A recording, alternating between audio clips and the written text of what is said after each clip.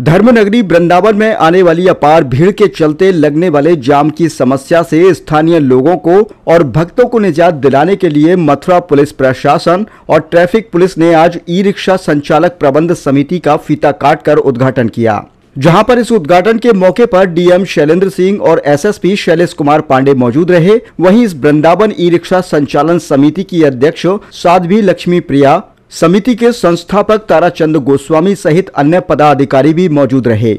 इस समिति के द्वारा अब वृंदावन में चलने वाली ई रिक्शा और ऑटो के ऑनलाइन कोड बनाए जाएंगे, जिसे सड़कों पर चलने के लिए रूट भी तय किए जाएंगे। और जहां पहले 3-4 ही रूट तय किए गए थे, मगर अब इस नई समिति के द्वारा 8 रूट वृंदावन में बनाए जा रहे हैं, जिनसे यह तय होगा कि जिस रूट की गाड़ी का जोड़ ई रिक्शा या ऑटो पर लगा होगा, उसी रूट पर उसको चलाया जाएगा।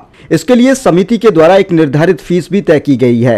वहीं इस आयोजन में ट्रैफिक एसपी मनोज कुमार ने बताया कि ये समिति पुलिस प्रशासन के सहयोग से अपना काम करेगी। धर्मनगरी में 8 रूट बनाए जाने हैं, जिससे जाम और इधर उधर चलने से होने वाली जाम की समस्या के साथ अन्य परेशानियों से भी मुक्ति मिलेगी। वहीं संस्थापक ताराचंद गोस्वामी ने बताया कि हम इस समिति के द्वारा निष्पक्ष होकर सभी ई रिक्शा का बार कोड ऑनलाइन रजिस्ट्रेशन के माध्यम से बनाएंगे, ताकि कहीं कोई परेशानी नहीं हो। जिस तरह से पहले समिति ने किया और अब पहले वृंदावन के बाद अन्य जगह के कोड बनाए जाएंगे। पहले यहाँ के स्थानीय ई रिक्शा वालों को प्राथमिकता दी जाएगी।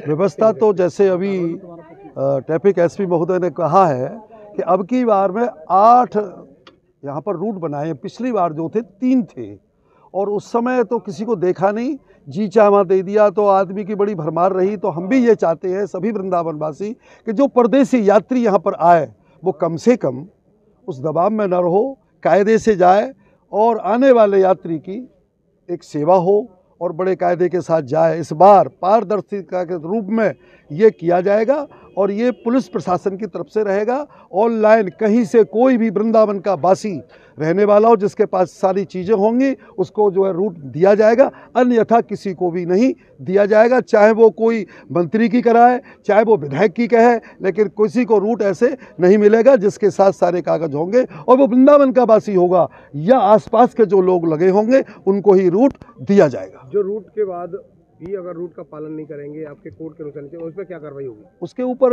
पहले तो नोटिस दिया जाएगा, उसको एक कहा जाएगा कि भाई आप गलत चल रहे हैं या गलत रूट पर आप चल रहे हैं। और दूसरा, यदि उसके पास कोई कागज खत्म होता है तो उसका रूट समाप्त किया जाएगा, वो चल नहीं पाएगा। जो पूर्व के रूट आवंटन किए गए थे उनका क्या होगा?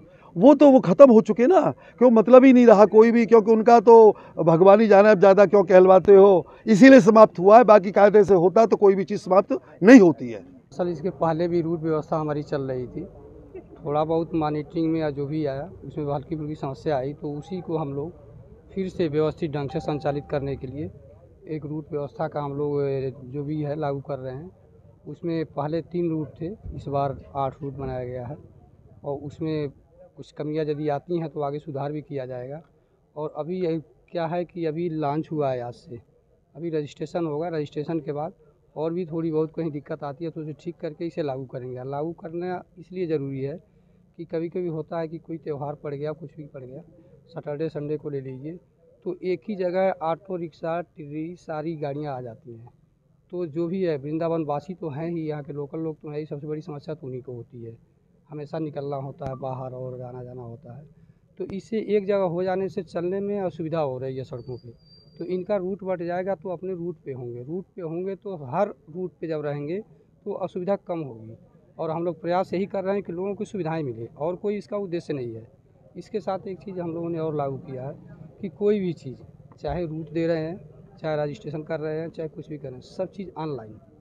कहीं इनका जो मिनिमम फीस रखा गया है वो भी ऑनलाइन होगा, कोई चीज़ कैश में या उस तरह से नहीं है। सर, देखा जाता है कि वृंदावन के पागलवाड़ा पे जाम की स्थिति बहुत रहती है। इसके साथ साथ यहाँ जो पीछे एक पार्किंग है, वहाँ पे कुछ पुलिसकर्मी जबरन उस पार्किंग में गाड़ियों को अंदर ले जाने या खड़ी कराने के लिए उसको लेकर के जाम रहता है। आए दिन वहाँ बहस होती है, लोगों से तू में होती है, बदतमीजी तक होती है लोगों से। चलिए उसको हम दिखवा लेंगे, यदि ऐसी कोई समस्या जरूर समाधान करेंगे या दिखवाऊँगा। सर, इससे संबंधित ये सवाल है हमारा कि पहले भी रूट व्यवस्था लागू की गई थी और असंख्य जो बड़ी संख्या में ई रिक्शा दौड़ते थे, लेकिन यातायात व्यवस्था फिर भी नहीं सुधरी। इस बार क्या सुधार किया जाएगा? इस बार सुधार ये किया जाएगा कि रूट व्यवस्था जो हम लागू करेंगे उसकी मॉनिटरिंग मेरे पुलिस द्वारा ही हो जाएगी। पुलिस के द्वारा लगा के एक्स्ट्रा ड्यूटी लगाई जाएगी। कम से कम 20 लड़के ऐसे होंगे जो लोकेशन तो होगा ही होगा उनको चेक करेंगे वो अपने रूट पे हैं कि नहीं है। ये अभियान सप्ताह में कम से कम हर रूट पर एक बार चलेगा, तो इससे हमारी व्यवस्था तो बहुत जल्दी डैमेज हो जाती है, वो व्यवस्था चलेगी। जहाँ तक मेरा अनुमान है वो चलना है। जो पंजीकरण होंगे उसमें कहाँ के लोगों को, जैसे पहले था कि वृंदावन के लोगों को ही रूट आवंटित होंगे, इस बार क्या प्रक्रिया रहेगी? इस बार प्रक्रिया ये है कि पहले तो जो रूट है उसे हम डिसाइड कर लिए कि रूट है, उसके आसपास जो ऑटो रिक्शा है रजिस्ट्रेशन से पता चल जाएगा और जो टिड्डी है उससे पता चल जाएगा, तो हम कितने को वहाँ दे पा रहे हैं और उसी हिसाब से उस रूट से एरिया तय करेंगे, उनके अस्थायी पते से या आधार कार्ड के पते से तय करेंगे। जो सबसे नज़दीक होगा पहले उसे मिलेगा और सबसे जो दूर होगा वो उसको बाद में मिलेगा। तो यही हमें देखना है कि पहले रूट के आसपास वालों को मिल जाए और जो जिस रूट पे आता है वहाँ मिले उसे।